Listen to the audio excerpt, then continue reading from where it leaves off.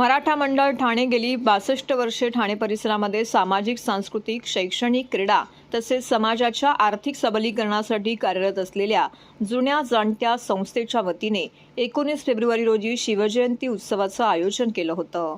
यावर्षी देखील हा उत्सव येथे साजरा करण्यात आला। मराठा समाजाच्या तर्फे मासुंद तलाव येथील छत्रपती शिवाजी महाराजांच्या पुतळ्यास मंडळाचे अध्यक्ष सुरेशराव सुर्वे यांनी मंडळाच्या सर्व पदाधिकाऱ्यांच्या उपस्थितीमध्ये पुष्पहार अर्पण केला आणि त्या ठिकाणी शिवजयंती निमित्त आयोजित केलेल्या मिरवणुकीमध्ये मंडळाचे पदाधिकारी, कार्यकर्ते सामील झाले होते।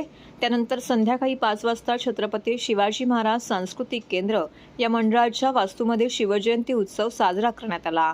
प्रथम मंडळाचे अध्यक्ष यांच्या हस्ते देवी तुळजाभवानी व छत्रपती शिवाजी महाराज यांच्या प्रतिमेस पुष्पहार अर्पण करून सर्व मान्यवरांच्या हस्ते दीपप्रज्वलन करून कार्यक्रमाला सुरुवात करण्यात आली।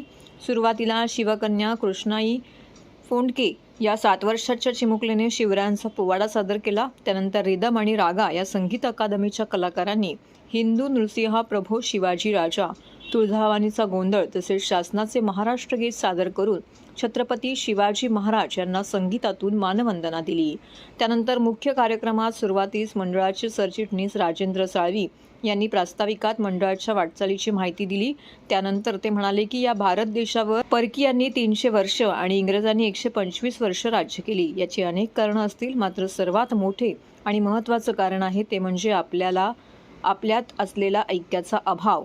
मात्र 18 पगड जातींना एकत्र आणून आपण सर्वांचा पराभव करून हिंदवी स्वराज्य निर्माण करू शकतो हे छत्रपती शिवाजी महाराजांनी दाखवून दिले।